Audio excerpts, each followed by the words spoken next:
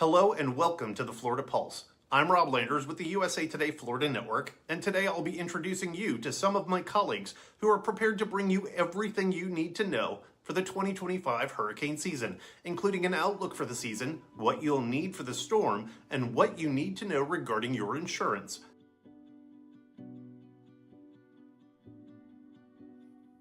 Hello, my name is William Hatfield. I'm the editor of the Tallahassee Democrat here for the last 10 years, and we've been blessed to work with Tallahassee founder of Weather Tagger, Dr. Ryan Truchelut, a meteorologist who has delivered forecasts for the USA Today Network Florida for easily more than 5 years now. And today we're going to be having a kind of deep dive into what to expect with the coming hurricane season. So, Ryan Truchelut, welcome.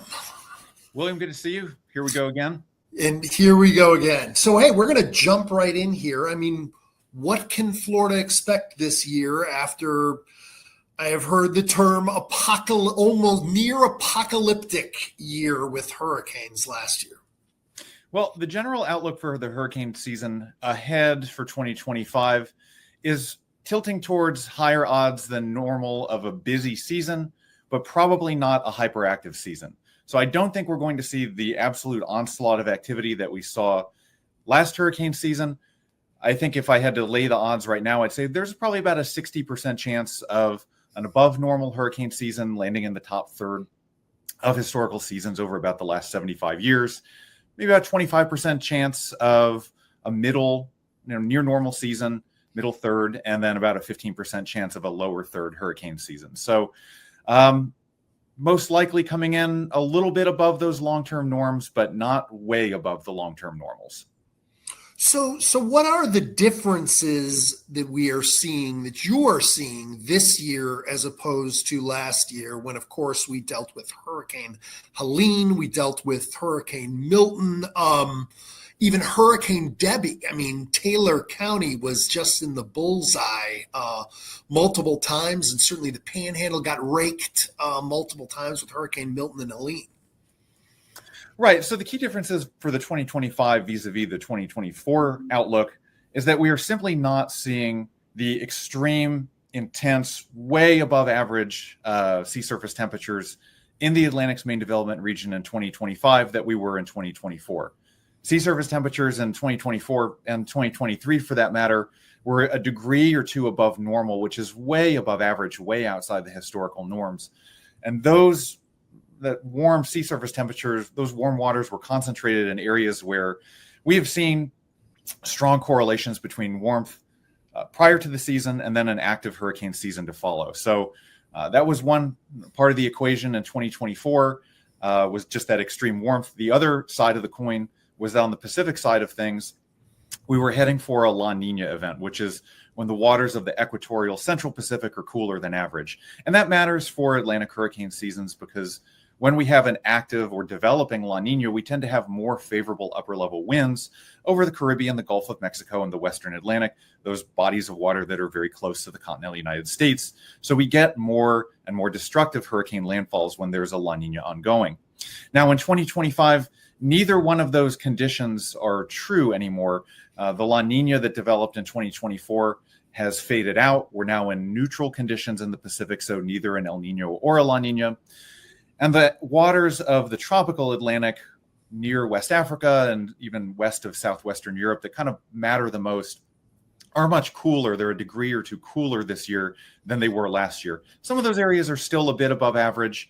Some are closer to normal, but they're not way outside the realm of normal. So, kind of both of those things, the Pacific side and the Atlantic side of the equation, both are kind of nudging that forecast a little bit in the above average direction, but they're not, blazing signals, clanging symbols of a impending hyperactive season by any means.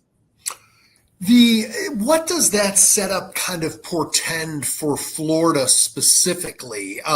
And does your model kind of offer any kind of range of how many, strikes Florida itself may see?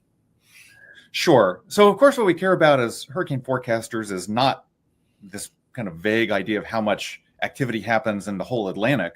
What we care about are impacts. What we care about are the United States, Florida getting hit. What are our chances of seeing a busier than normal season from the perspective of impact? So a lot of what I do at Weather Tiger isn't simply oriented towards making those, overall seasonal forecasts. It's drilling down into those landfall risks, even at the regional scale. And again, the news here is cautiously optimistic.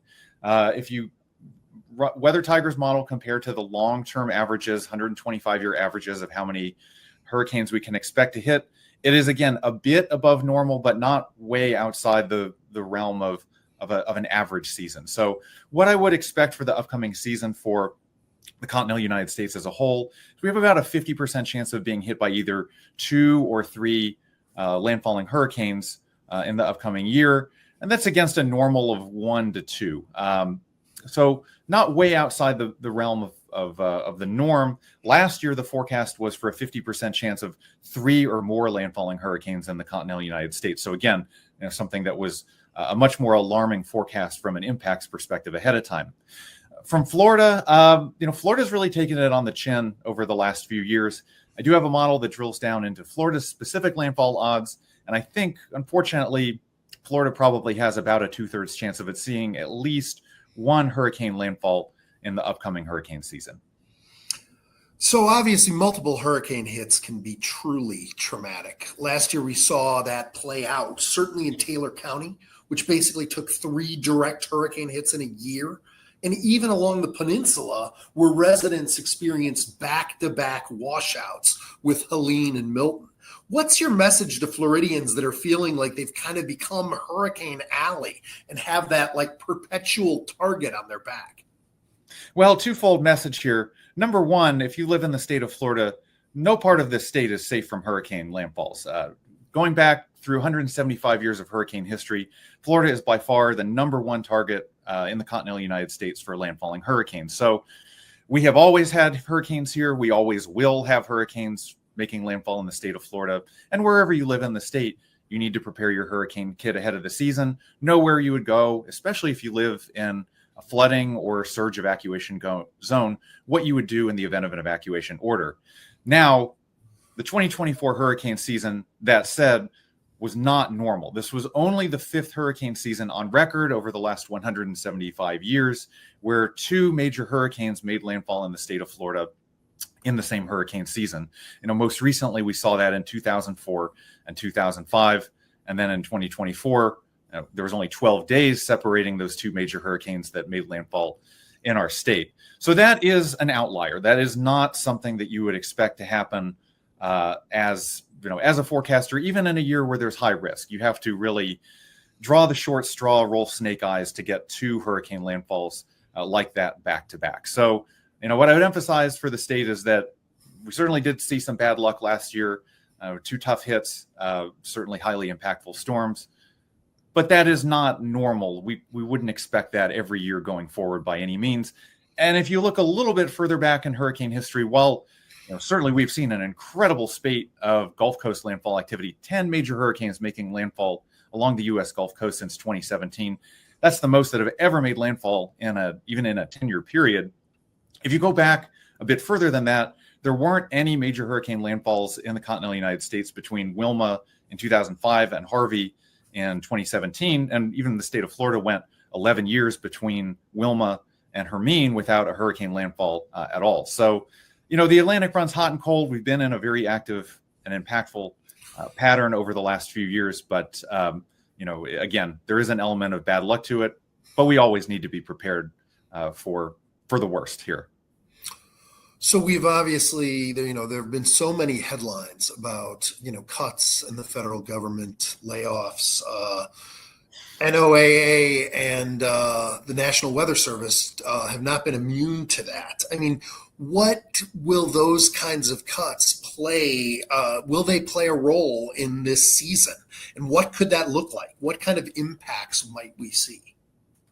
Well, it's difficult to put too fine of a point on it because the threat to NOAA, the threat to the National Weather Service, and kind of the continual erosion and degrading of that organization's capabilities has kind of been happening in these unpredictable fits and starts. It seems like there's something new every week where there's, a data set or personnel cuts that are happening at some pretty critical junctures. So, my concerns as a forecaster here, I'm a private forecaster. I'm not a government employee, but everything I'm doing as a forecaster is very dependent on public data sets that are produced by NOAA, produced by the National Weather Service, observations that are being taken of upper level winds and hurricane hunter data that's going out and being gathered. And, that's irreplaceable. The private sector cannot replace that. So if you degrade and erode the observations that are being taken, the modeling capabilities that we have, it's going to make all forecasters worse, including me. Specifically, I'm quite concerned that we're not taking upper level weather balloon observations in some critical points in the Midwest and in Alaska, where studies have shown taking those observations gives us a clearer snapshot of the initial weather conditions to go into our forecast models and give us better forecasts down the road. Taking those observations in Alaska, that really improves the quality of our 2 to 5 day forecasting over the continental United States, where the ridges and troughs that steer hurricanes are going to set up. So I worry that the model accuracy will not be what it was because we aren't taking those good observations that we need to go into the models. And finally, another way that we've really degraded the National Weather Service is because we've lost so many personnel due to firing probationary employees or retirement packages. We're not fully staffing the National Weather Service offices that are located in high hurricane threat areas, such as Houston and Miami. These Weather Service offices are 30, 35 or more % below their target staffing levels. So, we're really asking the National Weather Service employees to try to stretch to cover, this with the staffing levels being low. We need to get those offices fully staffed so that they can do their job and put out the critical public safety information that helps keep us safe during hurricane threats. Pardon the pun, but obviously everyone is always looking for the inside track. Obviously, the National Hurricane Center is the ultimate source, but as a hurricane forecaster for the USA Today Network Florida, what is kind of your go-to source for models or for data or storm intelligence when building out forecasts and possible impacts that often even look beyond the NHC? Well, there's simply no magic bullet. There's no one source that is going to have the inside line on any particular storm. That's why I, as a forecaster, very much follow the kind of procedures of what the National Hurricane Center is doing. What the National Hurricane Center is doing is they're gathering data from a wide range of reputable sources of models that have been validated and verified as being good, accurate sources of information. So, on one side of the coin, you've got global models like the GFS, the European model. And then you also have hurricane physics specific models like HAFS that we've developed over the last 5-10 years that have really moved the ball forward on getting accurate predictions of intensity and those rapid intensification events that are unfortunately very common and really have an outsized impact on how much damage is done as a hurricane approaches landfall. So the most accurate models, the NHC keeps tabs on which models are doing the best. And, the GFS, the Euro, HAFS, those all come out on top for single models, but nothing beats kind of a blend of all those models together, of looking at all those sources together. So that blended guidance, that's the best thing to look at lots of different sources and compare them over time. And then, of course, what the National Hurricane Center does such a great job of doing is keeping the forecast stable, keeping it consistent. So the NHC not only takes into account how accurate the forecasts are, but how much are they changing every 12 hours? And that's where the NHC forecast really comes out on top. It's not only the most accurate, it's also by far the most stable. So, what I would say here is that, I, as a forecaster, I'm taking into account all those different models. I'm taking into account observations from satellite, from hurricane hunter data. And you just want to have that good data, as many different sources of it as possible. Make sure the real world and the model world are in good agreement. Look for, differences in between them. And I know that's what the National Hurricane Center is doing, and it's what I'm doing for my work as well. All right. Well, I would like to thank Dr. Ryan Truchelut. He always ends with "keep watching the skies," and we certainly will be. through this hurricane season, and we are glad that you will be with us through that. All right, William. Well, I'll say the line. Keep watching the skies. Nice. Coming up next, Florida Today's John A. Torres finds out what residents need to pack in their go bags from the Palm Beach Post, Kimberly Miller.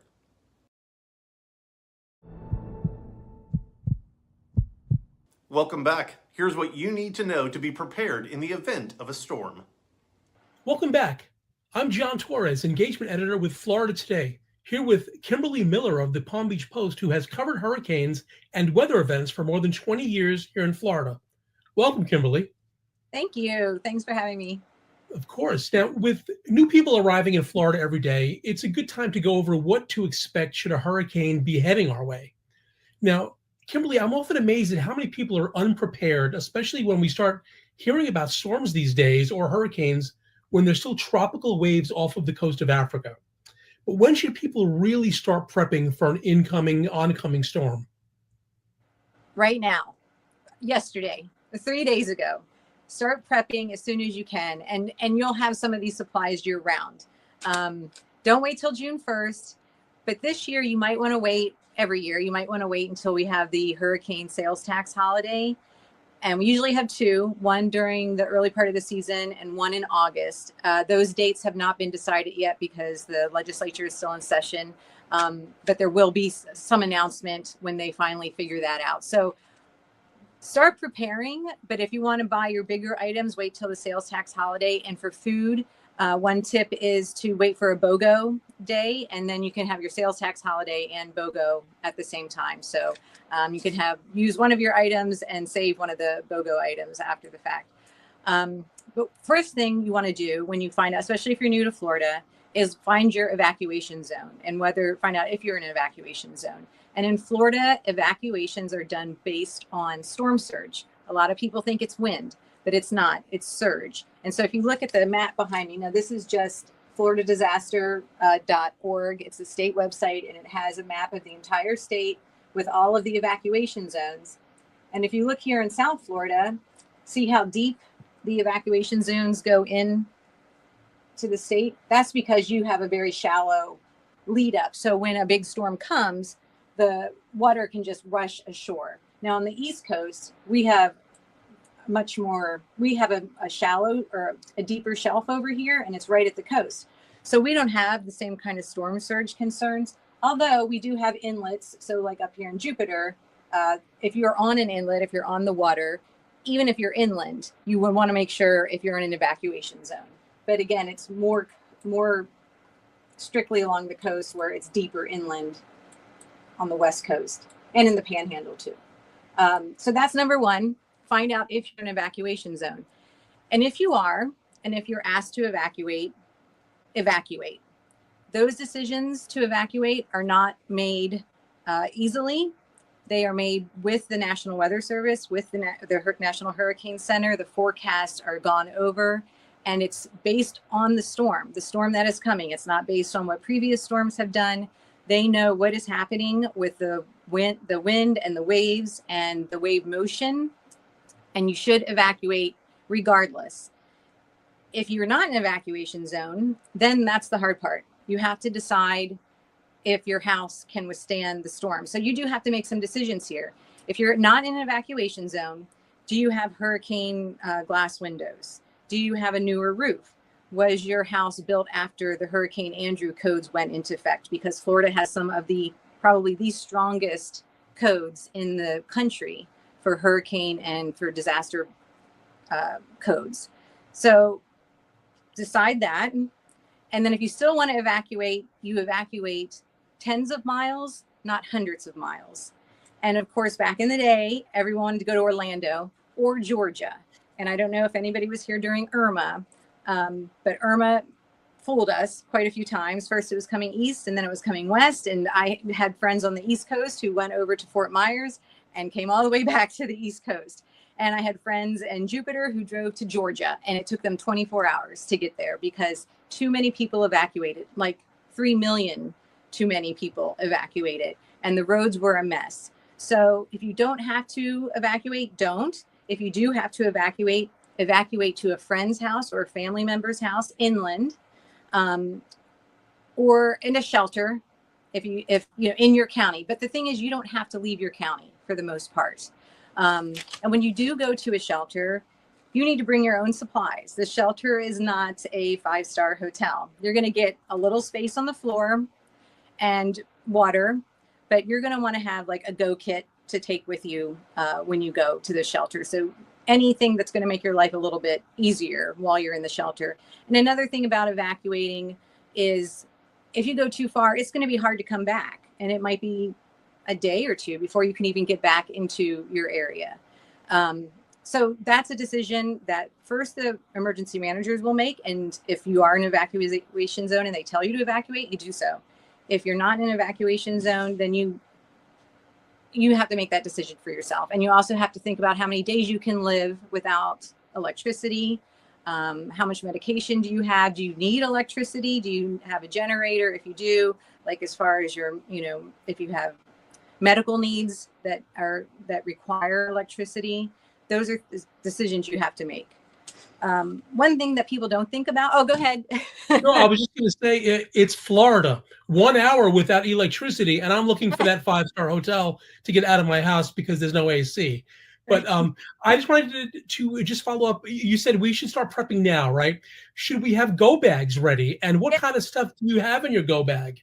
Okay, I brought my go container, which is keeps getting bigger, but I can carry it. Well, that's one thing you want to know is, can you carry your go bag? You do not want to be schlepping a ton of bags, especially if the wind is howling and you're racing to a shelter. You want to have one bag and be able to move. So one thing obviously these are things that most people will think about at this point, right? Like a solar charger.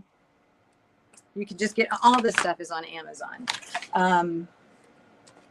This is now last year I had to go through because I keep this stuff in my garage, which is bad. And every year I check everything to make sure it's working before hurricane season. All of my batteries went to crud last year. And so I ended up having to replace a lot of stuff, and it's not cheap. So that's why you can like buy piecemeal if you take your time to prepare ahead of time. So this is like, this does everything. It's a light. It's a NOAA weather radio. It has a crank. So if you run out of batteries, you can charge your phone with it. I mean, and this was just something I bought on Amazon. So take that. Now here's something too for hurricane prep that I learned from Brian Norcross last year. And if you haven't read Brian Norcross's book, My Hurricane Andrew Story, you should read it. It's great. But he says a lot of people don't want to lug all those crates of water, right? They're heavy. They're heavy to carry from Costco or the store. And then you've got them stored. And then where do you store them? And then you don't drink them right away and they can leak. These are, I used these last year. They're a lifesaver. They're water storage bags that obviously just deflate, and you can store them in your cabinet, and you can put 5-10 gallons of water in there. And then when you don't need it, you just store them. I also have an inverter that I have for my car, which is something you have a cigarette lighter. Most cars now, newer cars have plugs. But in case you have multiple people who need to use it, this plugs into a cigarette lighter, and it has a plug and chargers for your phone and whatnot. Oh, you're going to a shelter. I have a lot of stuff. You're going to a shelter. Here's my inflatable pillow. So this is excellent. It doesn't take up a lot of space. I was just, first aid kit. I have learned my lesson in shelters. There's not a lot of privacy. So I do pack this sarong in case you have to change. Just like you change at the beach, you wrap it around you and you can change with some amount of modesty. I have a thermal blanket, duct tape. Biggest thing is lights. I'm always wanting to have plenty of options for lighting if I have my go bag. So those are just a few of my my things I have in my prep bag. You'll think of others. Okay, obviously, you want your medication. You want put your important documents, maybe your passport or insurance, in a Ziploc bag to keep it dry. I have to say, I totally feel woefully unprepared now after seeing what's in your bag. I usually get a few granola bars and like a case of water, but no, but that's really awesome. What was that orange thing called that charges the phone and does all that stuff? This is just a multitasking machine. I mean, it's a NOAA weather radio, but it also has several lights on it. Flashlight on here. This just says crank radio. I mean, I think I just got it on Amazon. I looked for NOAA weather radio, and it has a compass. I mean, it does everything. That's all you need. No, I'm just kidding. Awesome. Now, I would like to ask you, as a homeowner, I have a shade sail over my pool, and whenever there's a storm coming, it's a real pain in the neck. But I take it down. Also, my hammock out back. But what objects are safe outside, like potted plants? Should we bring them in? Hammocks, lawn chairs? Should we throw them in the pool? We've heard yes, we've heard no. What do you do? I bring them inside. I mean, they're going to be, and it also depends on the storm, right? I mean, you'll have a pretty good sense of what you're going to be getting probably a day ahead of time. So if it's a category 5, everything goes inside, right? If it's not, then bring in anything that's going to blow around. Like I have some huge potted plants that I have just kind of wrapped in sheets so that they didn't get blown all over the place, but the pots are so heavy, there was no way I could even move them. But everything else, all the lawn furniture, hammocks, torches, your hanging baskets of flowers, everything needs to go into your garage or inside through the storm, because those things become projectiles, right? And maybe it's not going to break your window, but it could break a neighbor's window. Any decorations outside, everything needs to come in. I'm assuming that at this time of year, it's also really good to start prepping for your animals in your house, your pets, your cats, your dogs, your birds. And that means what, like having proper carrying, cases, leaches, right. Checks, like make sure the animals have all their shots and all that. And what else is there? Know where, if you think you're going to have to go to a shelter, know where your county animal shelter is. Sometimes you have to make reservations for that. And they say you can bring any domestic pets, and they call them pocket pets. So like gerbils, hamsters, that kind of thing, but no crazy, no farm animals. You can't bring your cow or your pet donkey. So no emus at the shelter. Yeah. Right. But also during the sales tax holiday, a lot of the tax breaks will be on pet things too, like pet carriers, harnesses, leashes. So you can check for that on the sales tax holiday. But you want to have food and water for your pet and know where you're going to go. The last thing you want to do is have to leave them at home, or I don't know. So see, last year, the one guy had the dog chained to the fence. That was awful. You don't want to ever see that. So make plans for your pets. Great. And obviously you want some gas in your car and you want cash, right? Just in case there's a big power outage and the ATMs aren't working. Any sort of, range as to how much cash you should have on you? I don't have a good sense for how much money you should really be taking out. That's probably on an individual basis. You know where you're going to be going, and what you might be needing as far as cash goes. But you make a good point with the cars, because now so many people have electric vehicles that one thing that they are recommending during hurricane season is to keep your electric vehicle at least 50% charged during the entire season. Because once evacuations start, or even a storm starts to threaten, there aren't chargers on every corner like a gas station. So you might be pulling up to a charger that has 100 people waiting to charge also. So have enough charge to get to where you think you need to go. And again, that's tens of miles, not hundreds of miles.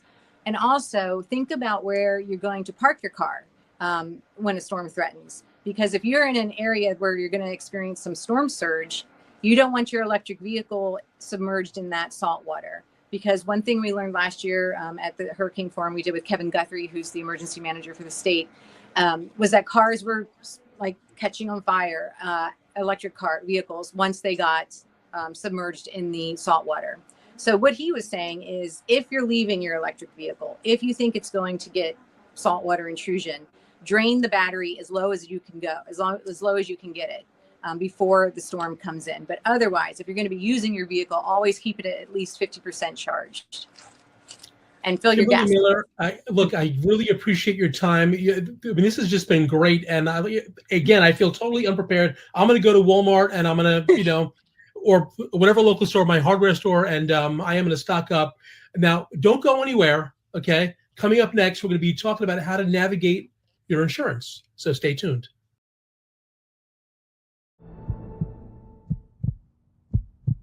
Welcome back to the Florida Pulse. Do you have questions about hurricane insurance? We've got some answers. All right, everybody, we're here with Anne Geggis, who is our insurance guru and covers all things insurance for us. And Anne, thanks for joining us. First question, we're going into this hurricane season, and in the past few years, a lot of concern about the health of the insurance market. So just in general terms, going into the 2025 hurricane season, what is the state of the insurance industry in Florida? Meaning, at the end of the day, if you're one of the unlucky ones, are you going to be able to get your claim check to rebuild your home or property? That's a good question, and it really depends on who you ask. I would say that the state leaders would say the state of the insurance industry is better than it has been in many years because we have more insurance companies.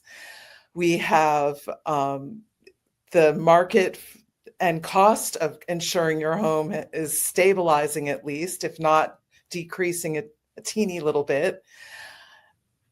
But a lot of people would say that your chances of getting made whole, should you be one of those unlucky ones who is struck by a storm, it's gotten more complicated because you're not going to be able to go after your insurer if they balk at making you whole. Because in 2022, the state legislature made it so that your attorney fees were no longer automatically added to your settlement. Instead, you have to pay for your own attorney, and the fees that you accumulate in the process of going after your insurer are going to be dependent on you. So should your insurance company balk, they would say it's gotten more difficult to be made whole because they know that the incentive for an attorney to take your case has decreased. All right. So when we talk about insurance in Florida, you can't have this conversation without Citizens Insurance Corporation. They are, the state-backed industry, but they also the biggest insurer in Florida, if I am still correct about that. So That's how correct. well are they positioned in terms of reserves and so forth to meet the claims that could be coming at them should Florida be that unfortunate to be hit by a storm this season? Well, they've never had as much capacity to keep you to make their payments because they just actually got their biggest buy of reinsurance that they've ever made. And for all those who don't speak insurances, reinsurance is what the insurance companies buy should they be hit with catastrophic levels of claims. So they're better positioned than ever to, have the reserves to pay you should you need it. All right. Now, we've heard a lot, particularly last year, and we read a lot in your stories, actually, about flood insurance. Tell us quickly, why is flood insurance important, and what should people consider in deciding whether to opt in on that coverage or not? Well, the best quote I've ever gotten on flood insurance is a person who is an expert in insurance telling me, if you pull out your driver's license and it says Florida, you better get yourself some insurance because wherever it rains in Florida, there's a potential to flood. And only 22% of Florida has flood insurance. And mostly it's driven when the mortgage company says, hey, you got to get in flood insurance because you live in a high risk zone. In in the past couple big storms we've seen, a lot of places that were touched and flooded were not in high risk zones, and they were surprised.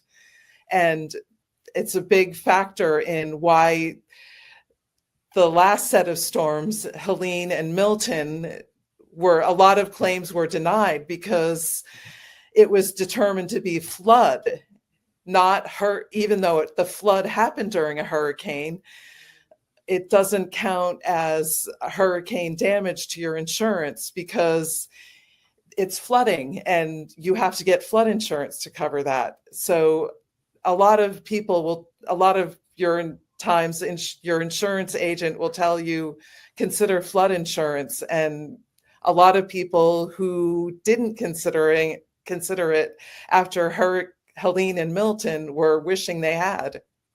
Right. So I guess the advice there is, first of all, take out your driver's license. If it says Florida, call your insurance agent. All right. So, okay. So before in past hurricane seasons, one of the axioms, one of the things that we're always told about is doing things like gathering your insurance documents and putting them in some kind of, waterproof container to make sure that you'll have them readable right after a storm. We were also told things like, photograph your home or business, your whatever property you have. I'm assuming that is still good advice today. Excellent advice. And the other part that you might not have thought of is if you're taking mitigation steps before a storm, like putting up shutters and, making sure that you've got the sandbags ready, take a photo of that too, that you've got your storm shutters up, you've taken the precautions, and you've bought enough Cheese Whiz to get you through. The Cheese Whiz, that's a key thing I've learned also from reading your stories. Okay, so speaking of which, you've written a lot about insurance companies really scrutinizing properties well before a storm season and throughout the process of insuring and renewing people for coverage. And you've even written about, them doing so outright snooping sort of with drones. What is all that about? Well, insurance companies have found that using data, there are certain ways to determine what kind of conditions lead to claims. Like it's made trampolines a definite no-no, and they have all kinds of software to estimate how old your roof should be. And I mean, even though you see no damage, if it reaches that part where the software says they are in danger of being a claim, you're going to get your insurer telling you replace that roof, even if it doesn't look like it needs it. Because actuarially, the data shows that roofs over a certain age in Florida are going to have a claim. So they want to stop claims before they happen.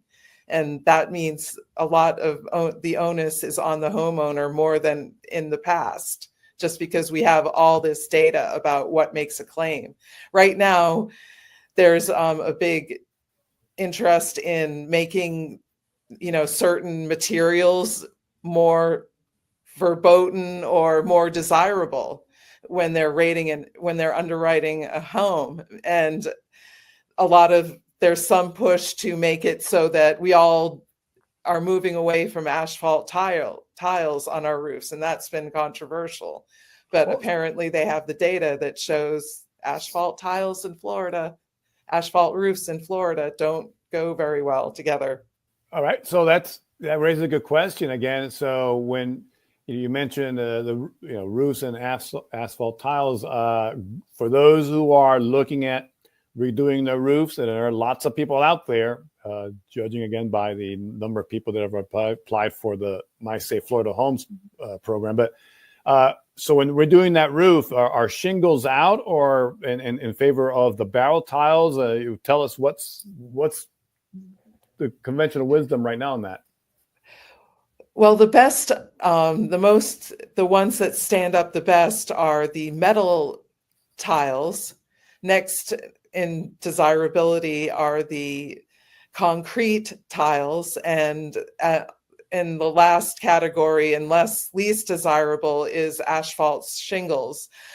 And unfortunately, the latter two are much more expensive than the asphalt shingles. So there's going to be some affordability issues. All right. Thank you very much, Anne.